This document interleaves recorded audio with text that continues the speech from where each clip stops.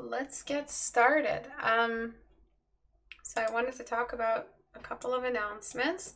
The most important announcement is the Floral Humanoid Design Challenge.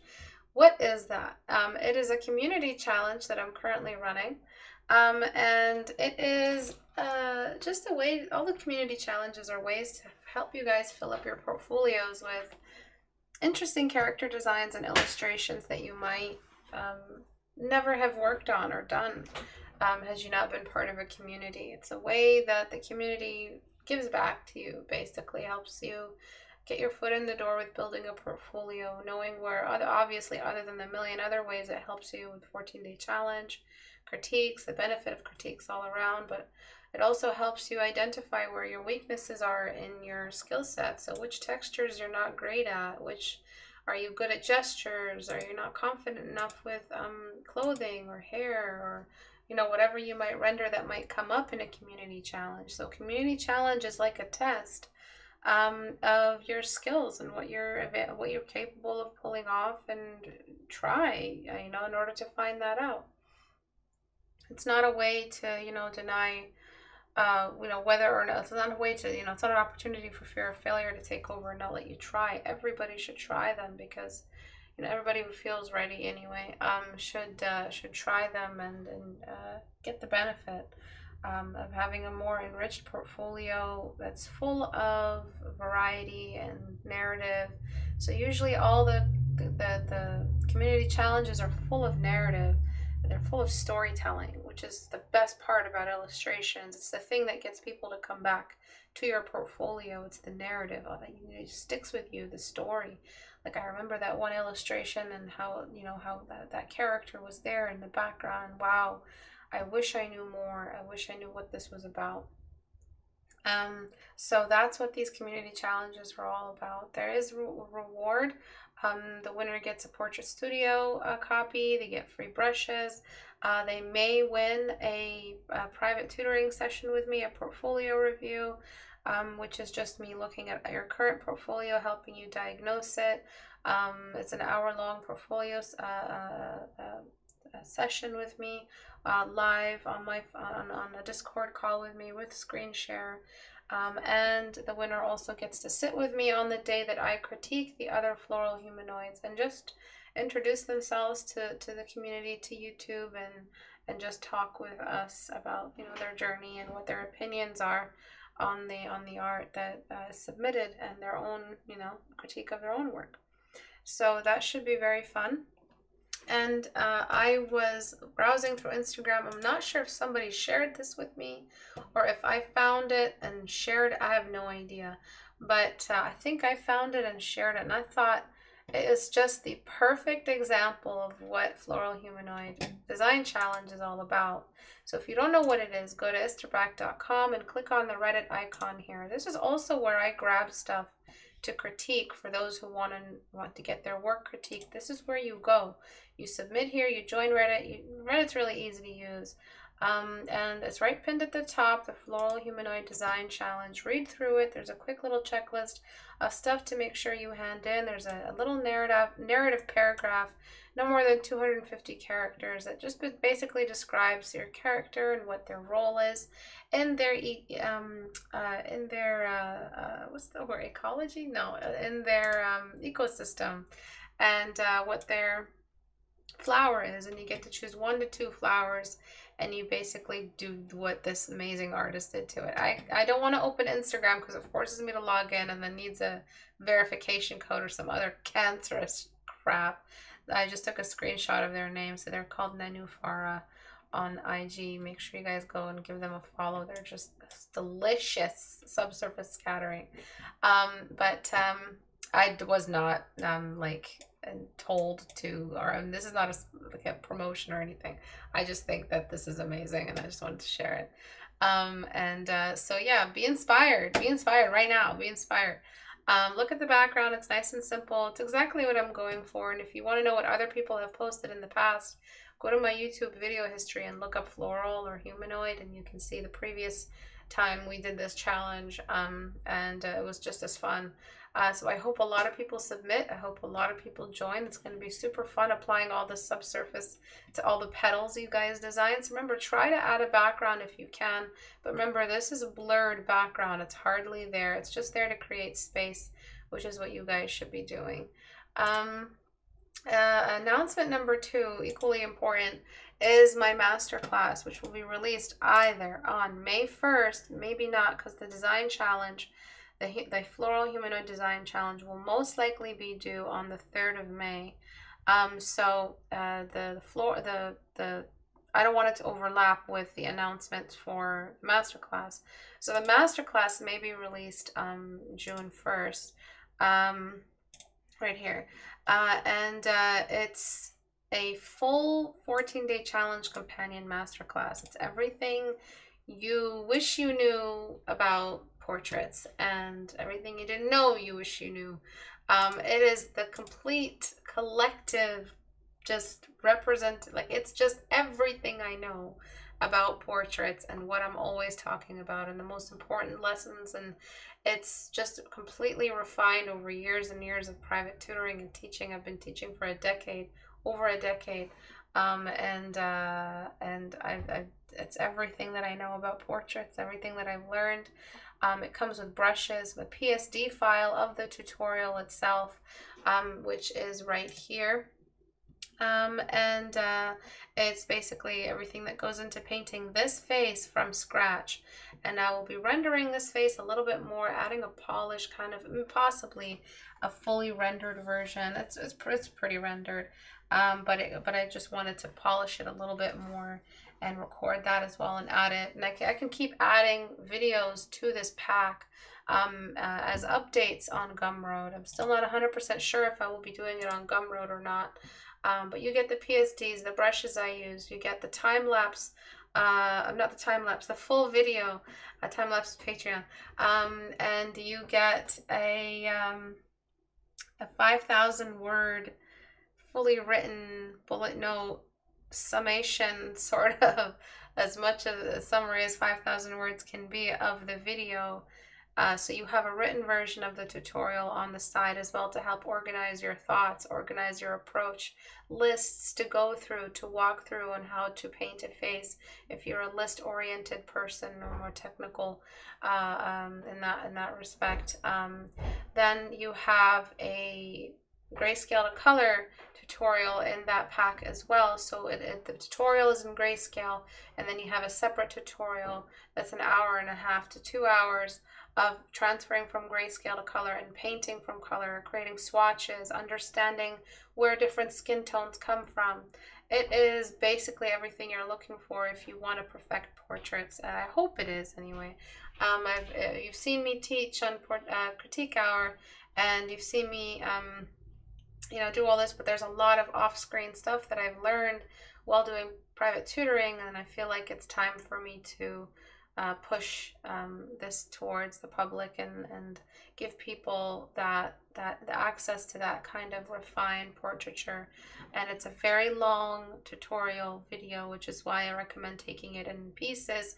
It's 2 hours and a half for just one video, up to 3 hours, depending on what I cut out. And it's a masterclass. So it's from scratch. So it's beginner friendly, extremely beginner friendly, intermediate, the mediums people, the medium, the mid people, the people who are not quite beginners and definitely not yet advanced will take a lot from this. I think they're the ones who take the most out of this because they understand their basics. Usually people who don't even know how to block yet or know how to paint a portrait don't even bother with tutorials like these, but this is very much something that is perfect for people who have never painted a face, because I cover everything. I start from the big bang and go right into freaking smallest little details on the face that you can apply. So it's advanced friendly as well for those who are looking to push their art, push their portraits, and are not sure how much more to push them. It never hurts to understand blocking if you're advanced and revisit some of the basics. So I hope this tutorial is good for everyone. I'm going to be announcing it every critique hour just to get everyone on board. And one big favor I'm asking of you guys is to go to Istebrak, go to youtube.com/Istebrak and click the community link and scroll down to the poll. 300 people have voted, which is so great. Thank you so much. But let me know what you think the price should be for something like that. Now that you know the ins and outs of it, what do you think the price of something like that would be? And that's it for announcements. I know it's really long announcements, but let's get into today's critique hour. So I wanted to critique this piece today.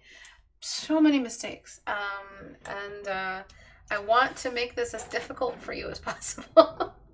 Michael Scott quote, I'm going to make this as difficult as possible. What does he say? I'm going to make this so much harder than it needs to be.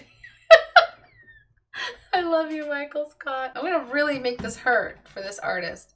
It's their day one, but it's only because I love them that I want this to hurt. You have broken every fathomable rule about portraits in every capacity. And I love that you've done that because you're just the boss right now. This man baby female that has the biggest neckline, the thickest trapezius muscles I've ever seen. This person does not skip neck day. So the very first thing we did was just at least get it back to average body size. And that alone has done a lot. All right. So that alone has done so much for us. Before, after, before, after. That was a thick boy. All right. So we're just evening things out. And then there's just the general before and after. Okay, so every rule that could possibly have been broken, you broke. Which means that you have an exact list of what to do next time you do like for your day two. Your day two should look significantly better. Complete transformation from this piece. Because now you know exactly what you should be doing. So another thing I'm going to get rid of is the laugh lines that you have here, which will just completely drop the age. Instantly drop the age. Look at that. That's how crazy laugh lines are for the read. So before, after. It just makes the face feel more perky, less wrinkly. You also see how I neutralized a lot of your contrast. So I'm working only with mid-tone grays. Okay.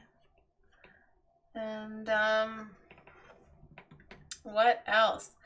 So I'm just going to minimize the lower eyelid presence. It's still going to read as Asian, but it's just going to be a little more close to the eye so it doesn't feel like it's wrinkled or sagging. And then I'm going to separate, even though it's a hooded Asian eye, we should still separate the eye socket from the rest of the face. Oops. And I'm just giving the eye socket its own value. Okay, and then I'm just going to emphasize, now I really want to characterize and just push this beautiful Asian lady. I want to just make her feel a little bit more glammy. And you do that by having more cheekbones, bigger upper lip.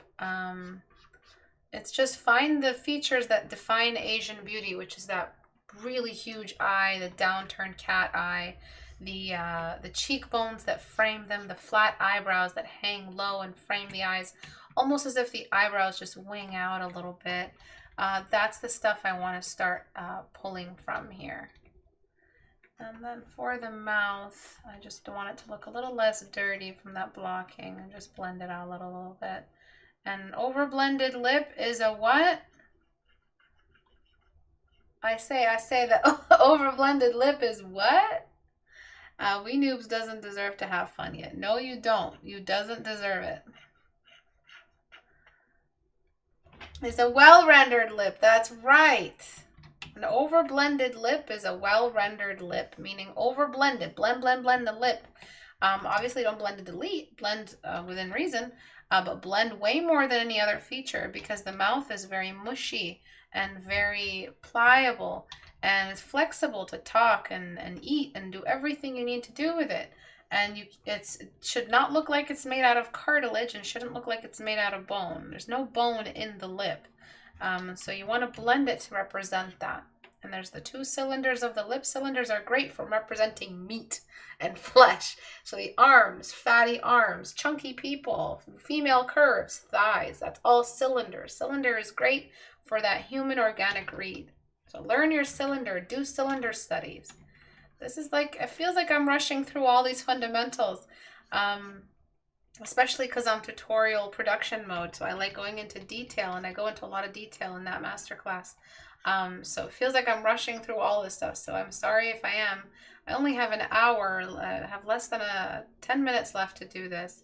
But go to my channel and look up light environment, Asian eyes, lips, blocking, blending, soft brush. Look all that up. It's all available, ready for you. There's no paywall. It's all free and just waiting for you to learn from it and improve from it and learn how to draw so you can fulfill your dreams and be happy.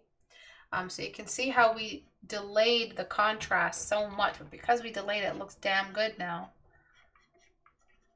Because we actually delayed it. We can leave behind some of that grit.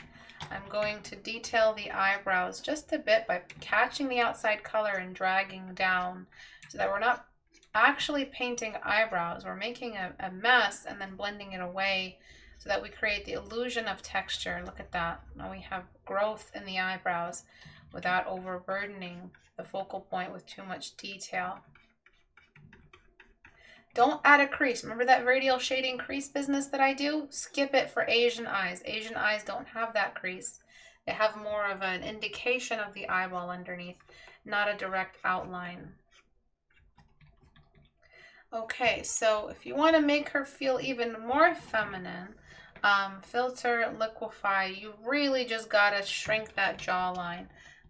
So we're gonna push in the face here and then just shrink the jawline, pulling it down. And we basically just shaved off the jaw, and then we have to thin out the neck so she gets that slender feminine silhouette that I mentioned with that sketch early on. So okay, I don't need to enlarge the eyes anymore. I don't need to change anything about the face again, just because this is all we needed to do. So this is when it was a male. See those wrinkles? When it was old male, young male, young female, and I would like to show you the before, full before. The full Monty, the where we were before all this. So you can see how I peeled the layer of contrast. I peeled the layer of, you know, I think I'm just going to do a before and after. I peeled the layer of the gender issues, the age, the wrinkles, the everything, the background value. So before, nose was 5 months old baby nose. Neck was Schwarzenegger neck. Eyebrows were very expressive and very well groomed. Eyes were bloodshot and looking to the side. Lip was but very far away from the nose, adding age. Wrinkles were everywhere. So which reference did you use? If you did you use it the entire time? Background color was dark, and the head was glowing at the top. You had a cast shadow that made no sense to the shape of the nose. The cast shadow was pointed, but the nose is round.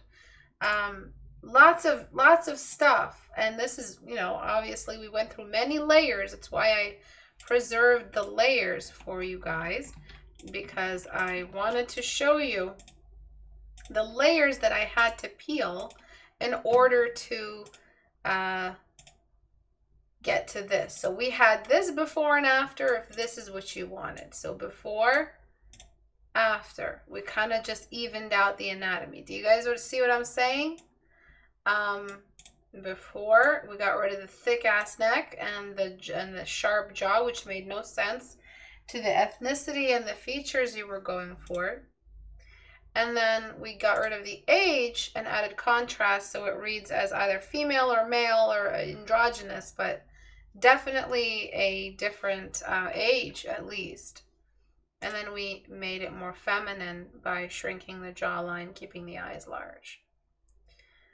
Many layers of knowledge and many mistakes that you made, my chaotic friend. I want to meet you. I want to know what's going on in your mind. I want to see your other art because it's probably really exciting and full of movement and stuff. And you seem like somebody who has a vision that just don't have enough order to that vision yet. And I don't want the 14-day challenge or this critique to take away from your vision and your energy. But I also don't want you to spend the rest of your art career not knowing where your mistakes are so that you could help bring order to that chaos. Even abstract art, even dada art has some order to it. Even Picasso had edges in his work so that you could see some order in between all the polygonal layers of what he thought was a human face. So yeah, spend some time understanding each of these layers and what their purpose is. And you're already doing it. I mean, what am I saying? You're already starting the 14-day challenge. You're doing the hardest step, which is the first step, the day one. And I was not easy on you today. I was not, because believe it or not, you rendered that mouth really nicely. You had some kind of little overlapping here. See that radial shading he had right here? You have skill in there. You just need some order. And I feel like being hard on you was the right choice today.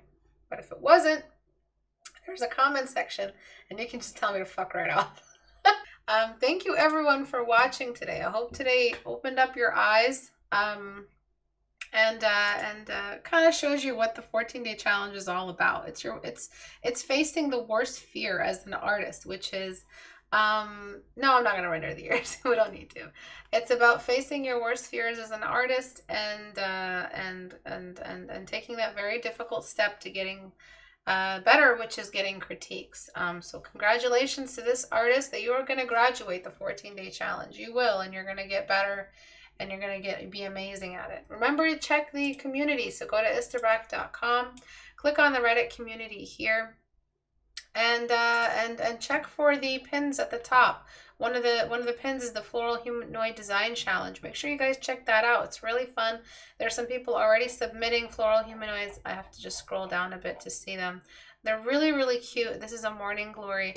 You pick 2 flowers or 1 flower and you create a humanoid out of them, which is just like what this artist here on Instagram did. So cute. Oh my gosh. And then we have the masterclass. So if you guys could do me a huge favor, go to the YouTube community page, which is just going to my YouTube channel right here. And so yeah, go to youtube.com/Istebrak or whatever, and go to the community tab and scroll down and just please vote. Let me know what you guys think the masterclass should cost. What is a budget you work with? What is the most popular price so that I could price it? The masterclass will be released in like 2 months. It's not going to be like next year or anything like that. It'll be released very soon. It's already done. I'm just editing and refining and cleaning up. But the 2 classes, the PSDs and the tutorial, and the notes are all done. And then finally, I forgot.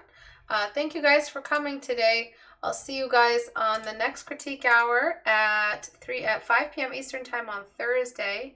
Oh yes, end of April, May 3rd. That's what I forgot. May 3rd is the due date for the community design challenge. So your floral humanoid design challenge is due Tuesday the 3rd of May, most likely. It may be the 5th. I'll let you guys know ahead of time. But usually on the 3rd I do Patreon critique hour. So that's why it's kind of difficult. sorry, the first Tuesday of every month I do a Patreon critique hour. So that's why I don't want to overlap. It might be the 5th, but it's definitely this week. There's no extensions after that. Thank you everyone for coming. I'll see you guys on Thursday. Bye.